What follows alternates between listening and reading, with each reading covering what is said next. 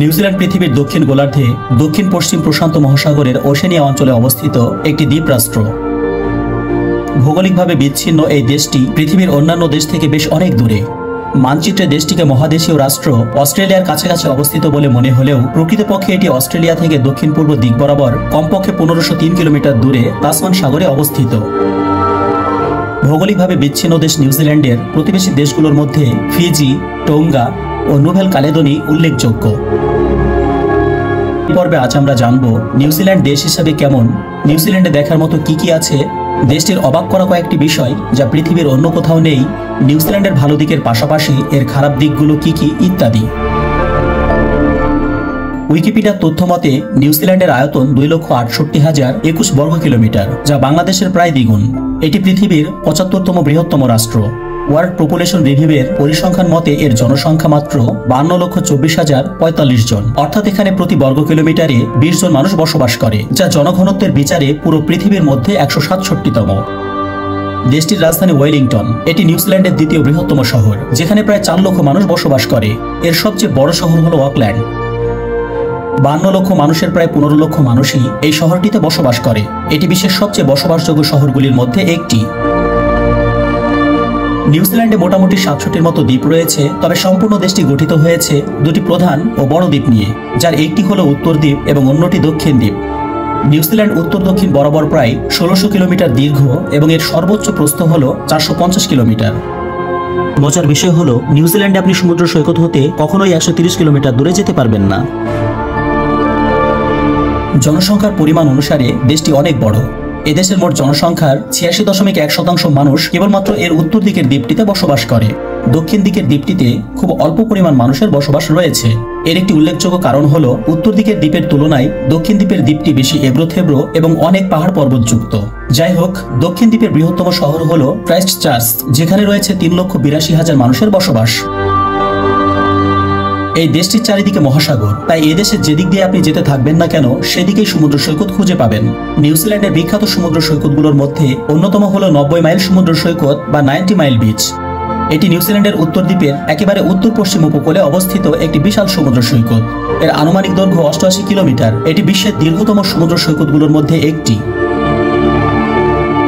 সুন্দর বালুকাময় সৈকত, স্বচ্ছ নীল জল এবং প্রশান্ত মহাসাগরের দৃশ্য এটিকে আরো আকর্ষণীয় করে তোলে। জানলে অবাক হবেন যে নিউজিল্যান্ডে প্রকৃতপক্ষে কোনো সাপ নেই। দেশটি দীর্ঘকাল ধরে বিচ্ছিন্ন থাকার কারণে এখানে সাপের কোনো প্রজাতি প্রবেশ করতে পারেনি, যার ফলে এটি সাপমুক্ত দেশ হিসেবে পরিচিত। কখনো কখনো সমুদ্রপথে বা জাহাজের মাধ্যমে কোনো সাপ চলে আসতে পারে, তবে তাদের সংখ্যা খুবই কম এবং দেখা মিললেই উপযুক্ত ব্যবস্থা গ্রহণ করা হয়। তবে এটি পৃথিবীর একমাত্র এমন দেশ নয় যেখানে সাপ নেই। পৃথিবীতে আরো অনেক দেশ আছে যেখানে স্থায়ীভাবে সাপ পাওয়া যায় না, যেমন আয়ারল্যান্ড, আইসল্যান্ড, গ্রিনল্যান্ড প্রভৃতি দেশ। নিউজিল্যান্ড পৃথিবীর সেই দেশ যে দেশ নারীদের প্রথম ভোটাধিকার দিয়েছে। 1893 সালে এই অধিকার দেওয়া হয়। 2024 সালের পরিসংখ্যান মতে নিউজিল্যান্ডের মানুষের গড়ায়ু 82.2 বছর, যেটি পৃথিবীর সর্বোচ্চ গড়ায়ু মানুষের দেশের একটি। এটি একটি সুখী দেশ যেখানে অপরাধের হার খুবই কম। 2024 সালে ওয়ার্ল্ড হ্যাপিনেস র্যাঙ্কিং এ দেশটি 11তম স্থান দখল করেছে, যেখানে ভারত 126তম এবং বাংলাদেশ 129তম স্থান দখল করে আছে। সুখী দেশের পাশাপাশি দেশটি বেশ ধনী। 2024 সালের IMF এর হিসাব মতে এখানকার জিডিপি 257.63 বিলিয়ন মার্কিন ডলার এবং তা পার্চেসিং পাওয়ার প্যারিটিতে 285.54 বিলিয়ন মার্কিন ডলার। ইংরেজি হল নিউজিল্যান্ডের প্রধান ভাষা। জনসংখ্যার 95.4% লোকই ইংরেজিতে কথা বলে। পাশাপাশি এখানে মাওরি ভাষাও প্রচলিত আছে। 2023 সালের মে মাসের এক পরিসংখ্যান অনুযায়ী নিউজিল্যান্ডের মোট ভেড়ার সংখ্যা 2,53,00,000। এখানে মানুষের থেকে ভেড়ার পরিমাণ অনেক বেশি। এখানে প্রতি একজন মানুষের বিপক্ষে প্রায় 5টি করে ভেড়া রয়েছে। অবাক করা বিষয় হলো এই সংখ্যাটি কয়েক দশক আগে আরো অনেক বেশি ছিল। 1990 সালের দিকে প্রতি একজন মানুষের বিপক্ষে নিউজিল্যান্ডে প্রায় 22টি ভেড়া ছিল, অর্থাৎ নিউজিল্যান্ডে সেই সময় মানুষের তুলনায় ভেড়া ছিল 22 গুণ বেশি। দেশটি ভেড়া থেকে মূলত দুটি পণ্য রপ্তানি করে, মাংস এবং উল। দেশটি দীর্ঘদিন ধরে ভেড়ার মাংস, বিশেষ করে মাটন ও ল্যাম্বের রপ্তানিতে নেতৃত্ব দিয়ে আসছে। 1882 সালে প্রথমবারের মতো রেফ্রিজারেটেড মাংস রপ্তানি শুরু হওয়ায় নিউজিল্যান্ডের মাংস শিল্প ব্যাপকভাবে প্রসার লাভ করে। বর্তমানে ভেড়ার মাংস ইউরোপ, চীন এবং অন্যান্য আন্তর্জাতিক বাজারে রপ্তানি করা হয়। উলের ক্ষেত্রেও নিউজিল্যান্ড ঐতিহ্যগতভাবে বড় ভূমিকা রাখে। যদিও সিনথেটিক ফাইবারের চাহিদা বৃদ্ধির কারণে উলের বাজার কিছুটা কমে গেছে, তবুও নিউজিল্যান্ড এখনও উচ্চমানের উল উৎপাদন ও রপ্তানি করে চলেছে বিশ্বব্যাপী। শুধু ভেড়াই নয়, নিউজিল্যান্ডে প্রচুর পরিমাণে গরু পালন করা হয়, বিশেষ করে দুগ্ধ শিল্প এবং গরুর মাংস উৎপাদনের জন্য। দুগ্ধ খাত এদেশের অন্যতম বৃহত্তম অর্থনৈতিক খাত, যা বিশ্বের অন্যতম শীর্ষ দুধ এবং দুগ্ধজাত পণ্য রপ্তানি কারক হিসাবে নিউজিল্যান্ডকে প্রতিষ্ঠিত করেছে। 2023 সালের পরিসংখ্যান অনুযায়ী নিউজিল্যান্ডে প্রায় 59 লক্ষ দুগ্ধ গরু রয়েছে এবং প্রায় 37 লক্ষ মাংসের গরু রয়েছে, অর্থাৎ এদেশের গরুর সংখ্যাও মানুষের সংখ্যার প্রায় দ্বিগুণ। এই দেশটি বিশ্বের অন্যতম শীর্ষ দুধ রপ্তানিকারক এবং মূলত গরুর দুধ বিক্রির পণ্যের জন্য পরিচিত। নিউজিল্যান্ডের অর্থনীতি অনেকটাই দুগ্ধ খাতের উপর নির্ভরশীল, কারণ এটি দুধ, চিজ, বাটার এবং দুধের গুঁড়া ইত্যাদি পণ্য রপ্তানি করে বৈশ্বিক বাজারে একটি শক্তিশালী স্থান ধরে রেখেছে। নিউজিল্যান্ডের সবুজ ঘাসের মাঠ এবং তুলনামূলকভাবে নাতিশীতোষ্ণ জলবায়ু গরু পালনের জন্য অত্যন্ত উপযুক্ত। অধিকাংশ ফার্মেই প্রাকৃতিক চারণভূমি ব্যবহার করা হয়, যা গরু পালনের খরচ কমায় এবং পরিবেশ বান্ধব উৎপাদন নিশ্চিত করে। নিউজিল্যান্ডের জাতীয় পাখি হলো কিউই। এটি অত্যন্ত বিরল এবং এক ধরনের পাখি যা পুরো পৃথিবীতে কেবলমাত্র এই দেশেই পাওয়া যায়। এই পাখির ডানা থাকলেও উড়তে পারে না, কারণ এর ডানা অত্যন্ত ছোট। কিউই পাখির দেহে লোমের মতো পালক থাকে, যা দেখতে পশমের মতো লাগে। কিউই শুধু একটি পাখিই নয়, এটি নিউজিল্যান্ডের জাতীয় প্রতীক। কিছু কিছু ক্ষেত্রে নিউজিল্যান্ডবাসীদেরও কিউই বলে অভিহিত করা হয়। কিউই নামে নিউজিল্যান্ডে একটি ফলও পাওয়া যায়। এখানে এই ফলের চাষ ব্যাপকভাবে জনপ্রিয়। কৌরি গাছ। কৌরি গাছ এদেশের সবচেয়ে বিখ্যাত এবং প্রাচীন গাছগুলির মধ্যে একটি। এই গাছগুলি হাজার হাজার বছর ধরে বেঁচে থাকতে পারে এবং অত্যন্ত ধীরে ধীরে বৃদ্ধি পায়। এই গাছ পূর্ণবয়স্ক হতে শতাব্দীর পর শতাব্দী লেগে যায়। কৌরি গাছগুলি উত্তর দ্বীপের আদিবনের অত্যন্ত গুরুত্বপূর্ণ অংশ এবং এগুলোর কাঠ খুবই মূল্যবান। তবে অতিরিক্ত বন নিধনের কারণে এখন এদের সংরক্ষণ করার প্রয়োজন পড়ছে। এবার চলুন জেনে আসি নিউজিল্যান্ড কবে এবং কিভাবে আবিষ্কৃত হয়েছিল। সময়টা ছিল 1280 থেকে 1350 সালের মাঝামাঝি। পলিনেশিয়ান দ্বীপপুঞ্জ থেকে একদল জাতিগোষ্ঠী বিশাল সমুদ্র পাড়ি দিয়ে নিউজিল্যান্ডে পৌঁছায়। তাদের নেতা ছিল একজন কিংবদন্তি অনুসন্ধানী, যার নাম ছিল কুপি। নিউজিল্যান্ডে পৌঁছানোর পর দ্বীপটি তাদের খুবই পছন্দ হয়। তখন তারা এর নাম দেয় আওতেরোয়া, যার অর্থ লম্বা সাদা মেঘের দেশ। এরপর তারা এই দ্বীপে তাদের বাড়ি বানিয়ে নেয় এবং একটি মাউরি সংস্কৃতি গড়ে তোলে। মাউরিরা কৃষিকাজ করত, মাছ ধরত এবং জঙ্গলে শিকার করত। মাউরিরা খুবই সুখে শান্তিতে সেখানে বসবাস করছিল। 1642 সালে ওলান্দাজ নাবিক আবেল তাসমান প্রথম ইউরোপীয় হিসেবে নিউজিল্যান্ডের তীরে পৌঁছায়। তবে তিনি তখন দ্বীপের কারোর সাথে কোনো যোগাযোগ করেননি। এরপর কেটে যায় 127 বছর। 1769 সালে ব্রিটিশ নাবিক জেমস কুক নিউজিল্যান্ডে আসেন এবং দ্বীপটির বিস্তারিত মানচিত্র অঙ্কন করেন। কুকের আগমনের পর থেকেই ইউরোপীয়রা নিউজিল্যান্ডের দিকে আকৃষ্ট হতে থাকে। তারা এখানে নতুন জমি, নতুন সম্পদ এবং নতুন সুযোগ খুঁজতে বারবার আসত। মূলত তখন থেকে ইউরোপীয়দের সাথে মাউরিদের ভেতর অশান্তির সৃষ্টি হয়, যা চলেছিল 1840 সালেরও বেশি সময় পর্যন্ত। এরপর ব্রিটিশ এবং মাউরিদের ভেতরে ঝামেলা দূর করতে একটি চুক্তি স্বাক্ষরিত হয়, যেটি ওয়েটাঙ্গি চুক্তি নামে পরিচিত। এরপর বিভিন্ন ঘাত প্রতিঘাতের পর নিউজিল্যান্ড 1907 সালে আধিপত্য লাভ করে এবং এটি 1947 সালে সম্পূর্ণ বিধিবদ্ধ স্বাধীনতা লাভ করে। 1945 সালের 24 অক্টোবর দেশটি জাতিসংঘের সদস্যপদ লাভ করে।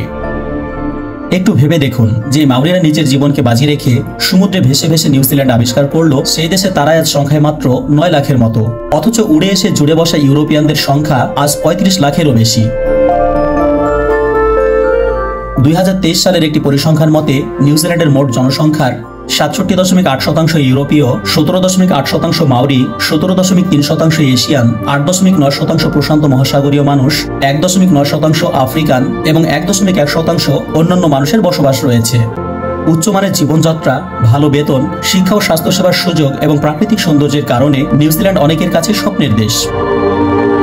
পরিসংখ্যান অনুযায়ী ভারত থেকে 49,800 জন মানুষ বিভিন্ন কারণে, যেমন কাজ, শিক্ষা এবং স্থায়ী অভিবাসন ইত্যাদি কারণে নিউজিল্যান্ডে প্রবেশ করেছে।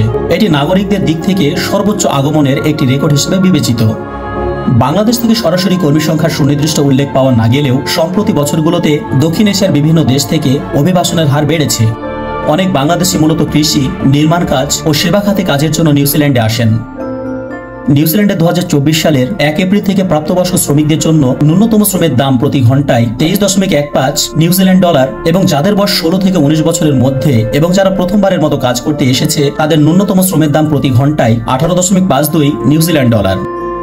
এক নিউজিল্যান্ড ডলার সমান বর্তমানে বাংলাদেশের টাকাতে 72.79 টাকা এবং ভারতীয় রুপিতে 51.14 রুপির সমান। অর্থাৎ কেউ যদি দিনে 8 ঘন্টা কোনো কম বেতনের কাজ করে তবে সে বাংলাদেশি টাকাতে 13,481 টাকা উপার্জন করবে। ভারত বা বাংলাদেশ থেকে নিউজিল্যান্ডের ভিসা পাওয়া যায়। ভিসা প্রক্রিয়া খরচ ও সময়সীমা ভিসার ধরন অনুযায়ী ভিন্ন হতে পারে। যেমন আপনি কোন ধরনের ভিসা নেবেন, tourist visa, student visa, work visa ইত্যাদি। যেমন ট্যুরিস্ট ভিসার জন্য প্রায় 211 থেকে 250 নিউজিল্যান্ড ডলার খরচ করতে হয়।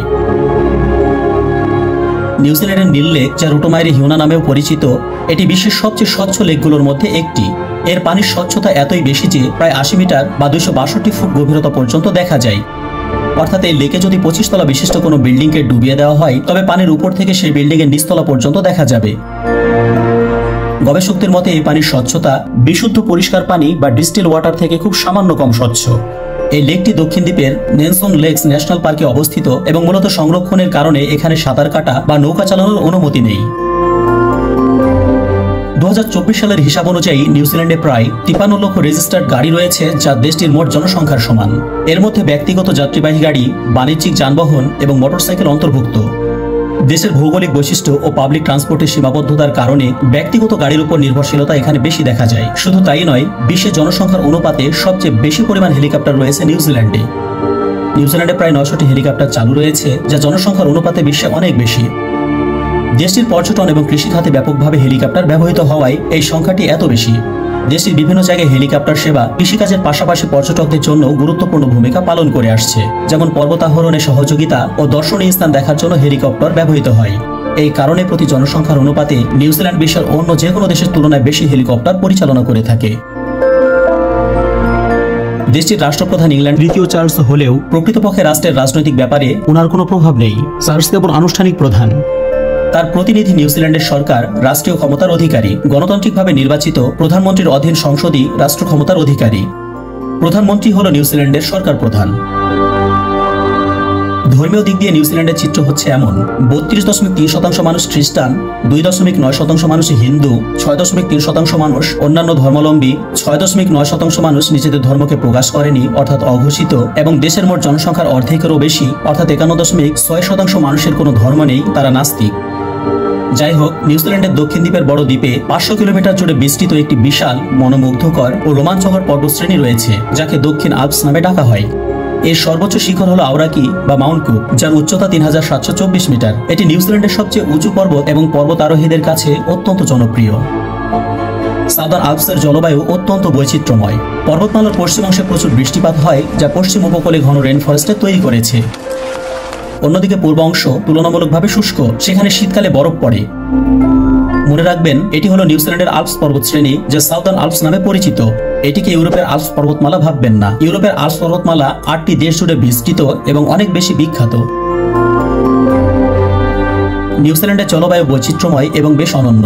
এটি পৃথিবীর দক্ষিণ গোলার্ধে অবস্থিত বলে এর ঋতুসমূহ পৃথিবীর উত্তর গোলার্ধের দেশগুলোর বিপরীত সময়ে ঘটে। উদাহরণস্বরূপ, যখন ইউরোপে শীতকাল তখন নিউজিল্যান্ডে গ্রীষ্মকাল। দেশের দ্বীপভিত্তিক ভৌগোলিক অবস্থান এবং সমুদ্রের নিকটতা আবহাওয়াকে অনেকটাই প্রভাবিত করে। নিউজিল্যান্ডের জলবায়ুকে সাধারণত মেরিটাইম বা সামুদ্রিক জলবায়ু বলা হয়, তবে দেশের উত্তর ও দক্ষিণ অংশের জলবায়ুর ভিন্নতা লক্ষ্য করা যায়। মজার বিষয় হলো, একটি দেশে হওয়া সত্ত্বেও একই সময়ে এই দেশে বিভিন্ন অংশে ভিন্ন জলবায়ু লক্ষ্য করা যায়। যেমন উত্তর দ্বীপ তুলনামূলক উষ্ণ ও আর্দ্র। গ্রীষ্মকালে এখানকার তাপমাত্রা 20 ডিগ্রি সেন্টিগ্রেড থেকে 30 ডিগ্রি সেন্টিগ্রেডের মধ্যে থাকে এবং শীতকালে তাপমাত্রা 7 ডিগ্রি সেন্টিগ্রেড থেকে 15 ডিগ্রি সেন্টিগ্রেডের মধ্যে ওঠানামা করে। দক্ষিণ দ্বীপ তুলনামূলকভাবে শীতল। বরফাচ্ছাদিত পাহাড় ও হিমাবাহের কারণে শীতকালে এখানে তীব্র ঠান্ডা পড়ে। এখানকার গ্রীষ্মকালের তাপমাত্রা 16 ডিগ্রি সেন্টিগ্রেড থেকে 25 ডিগ্রি সেন্টিগ্রেডের মধ্যে থাকে এবং শীতকালের তাপমাত্রা 0 ডিগ্রি থেকে 10 ডিগ্রি সেন্টিগ্রেডের মধ্যে ওঠানামা করে। ভারত বাংলাদেশে যেমন 6টি ঋতু রয়েছে, ঠিক তেমনই ভাবে নিউজিল্যান্ডে আপনি 6টি ঋতু পাবেন না। এখানে 4টি ঋতু আছে, তাও আবার সেটি উত্তর এবং দক্ষিণ দ্বীপে আলাদাভাবে অনুভূত হয়। এখানকার 4টি ঋতু হলো গ্রীষ্মকাল, শরৎকাল, শীতকাল ও বসন্তকাল। ধারণা করা হয় মানুষের আগমনের আগে নিউজিল্যান্ডের আনুমানিক 80% ভূমি জঙ্গলে আচ্ছাদিত ছিল, আর সেসব বনে পাখিদের আধিপত্য ছিল। পৃথিবীতে প্রথম ব্যক্তি হিসেবে যিনি মাউন্ট এভারেস্ট জয় করেন তিনি ছিলেন নিউজিল্যান্ডের নাগরিক। ওনার নাম এডমন্ড হিলারি। তিনি 29 মে 1953 সালে নেপালের নাগরিক তেনজিং নোরগের সাথে যৌথভাবে এভারেস্টের শীর্ষে পৌঁছান। এই অসাধারণ অভিযানের মাধ্যমে হিলারি বিশ্বজুড়ে বিখ্যাত হয়ে ওঠেন এবং তাকে নিউজিল্যান্ডের জাতীয় নায়ক হিসেবে বিবেচনা করা হয়। সুন্দর এই দেশটিতে প্রচুর সংখ্যক গল্ফ মাঠ রয়েছে এবং এটি জনসংখ্যার তুলনায় গল্ফ মাঠের সংখ্যার বিবেচনায় বিশ্বের অন্যতম শীর্ষ দেশ। দেশটিতে প্রায় 400টির বেশি গল্ফ কোর্স রয়েছে, যা গল্ফ প্রেমীদের জন্য একটি প্রধান আকর্ষণ। শুধুমাত্র স্কটল্যান্ডকেই এই ক্ষেত্রে নিউজিল্যান্ডের চেয়ে এগিয়ে রাখা হয়। এই গল্ফ কোর্সগুলো দেশের সুন্দর প্রাকৃতিক পরিবেশে অবস্থিত এবং স্থানীয় পর্যটকদের জন্য বিশাল বিনোদনমূলক ভূমিকা পালন করে। নিউজিল্যান্ডে লংফিন ইল নামে একটি বিশেষ ধরনের মাছ রয়েছে, যেটি দীর্ঘজীবী এবং জীবনে একবার মাত্র বাচ্চা দেয়। এই প্রজাতির মাছ 80 থেকে 100 বছর পর্যন্ত বেঁচে থাকতে পারে, যা তাদের অন্যতম দীর্ঘজীবী মিঠা পানির মাছ হিসাবে পরিচিতি এনে দিয়েছে। তবে ধীরগতির বৃদ্ধি, দীর্ঘ জীবনচক্র এবং জীবনকালে মাত্র একবার প্রজনন করার কারণে এ প্রজাতির মাছ হুমকির মুখে রয়েছে। জলবায়ুর পরিবর্তন, আবাসস্থল ধ্বংস এবং অতিরিক্ত শিকার এদের অস্তিত্বের জন্য আজ বিপদের সৃষ্টি করেছে। নিউজিল্যান্ডে গেলে আপনি এমন একটি গুহার সন্ধান পাবেন যেখানে গেলে আপনার মনে হবে আপনি হয়তো স্বপ্ন দেখছেন। গুহাটির নাম ওয়াইতোমো কেভ। এই গুহায় ভ্রমণের সময় পর্যটকেরা ছোট নৌকায় চড়ে অন্ধকার পানির ধারা ধরে এগিয়ে যায়, যেখানে গুহার ছাদে হাজার হাজার আলো জ্বলতে দেখা যায়। এই আলো এক মনোমুগ্ধকর জগতের সৃষ্টি করে। এই গুহার সবচেয়ে বড় আকর্ষণ হলো জোনাকি পোকার আলো। গুহার ছাদে লাখখানেক জোনাকি পোকা বাস করে এবং তাদের নিঃসৃত নীলাভ আলো গুহাটির ভিতরে এক জাদুময় দৃশ্যের সৃষ্টি করে। গুহার ভেতরে নৌকা ভ্রমণ করে এই অদ্ভুত দৃশ্য উপভোগ করা যায়। নৌকা চালানোর সময় মাথার উপরে জ্বলজ্বল করতে থাকে জোনাকির আলো, যা দেখলে মনে হয় যেন আকাশে তারা ভাসছে। গুহার ভিতরে চুনাপাথরের গঠনও অত্যন্ত সুন্দর। বিভিন্ন আকারের স্টেলাস্টিক এবং স্টেলাগমাইট গুহাকে আরো আকর্ষণীয় করে তুলেছে। নিউজিল্যান্ডে আপনি বেশ কয়েকটি সক্রিয় আগ্নেয়গিরি লক্ষ্য করবেন। এখানে আছে টেনেহিকি গাছ, যা নিউজিল্যান্ডের রত্ন হিসেবে ভাবা হয়। এই গাছ নিউজিল্যান্ডের বনাঞ্চলে পাওয়া একটি বিশেষ ধরনের গাছ। এই গাছটি তার কঠিন কাঠ এবং সুন্দর চেহারার জন্য বিখ্যাত। টানেহিকি গাছ নিউজিল্যান্ডের বন্যপ্রাণীর জন্য একটি গুরুত্বপূর্ণ আবাসস্থলও বটে। রাতের আকাশকে খুব সুন্দর এবং নিখুঁতভাবে দেখার জন্য নিউজিল্যান্ডের বেশ কিছু স্থান রয়েছে, যেখান থেকে রাতের আকাশকে অত্যন্ত নিখুঁত আর পরিষ্কারভাবে দেখা যায় অগণিত গ্রহ নক্ষত্রকে। এসব জায়গাগুলোতে খুব নিখুঁতভাবে আপনি গ্যালাক্সির সৌন্দর্য দেখতে পাবেন। নিউজিল্যান্ডের অধিকাংশ জায়গায় সংরক্ষিত। দেশে মোট 13টি জাতীয় পার্ক রয়েছে, যা দেশের 12% জমি জুড়ে বিস্তৃত। এই জাতীয় পার্কগুলো বৈচিত্র্যময় প্রাকৃতিক দৃশ্য এবং অনন্য জৈবিক বৈচিত্র্য রক্ষার জন্য অত্যন্ত গুরুত্বপূর্ণ ভূমিকা পালন করছে। নিউজিল্যান্ডের কি সবকিছুই ভালো? এর কোনো খারাপ দিক নেই? আছে। নিউজিল্যান্ডের অনেক ইতিবাচক দিক থাকলেও কিছু নেতিবাচক দিকও রয়েছে। কয়েকটি প্রধান খারাপ দিক তুলে ধরা হলো। উচ্চ জীবনযাত্রার ব্যয়, বড় শহরগুলোতে আবাসনের সংকট, কিছু ক্ষেত্রে স্বাস্থ্যসেবার সীমাবদ্ধতা, পৃথক অবস্থান ও ভৌগোলিক দূরত্ব, মৌসুমী বেকারত্ব, কর্মসংস্থানের সীমিত সুযোগ, বিশেষ করে আইটি বা উচ্চতর গবেষণা খাতে, এবং ভয়ঙ্কর বিষয় হলো এখানে সমকামিতা বৈধ। ভিডিওটি ভালো লাগলে অনুগ্রহ করে শেয়ার করুন এবং চ্যানেলটি সাবস্ক্রাইব করুন।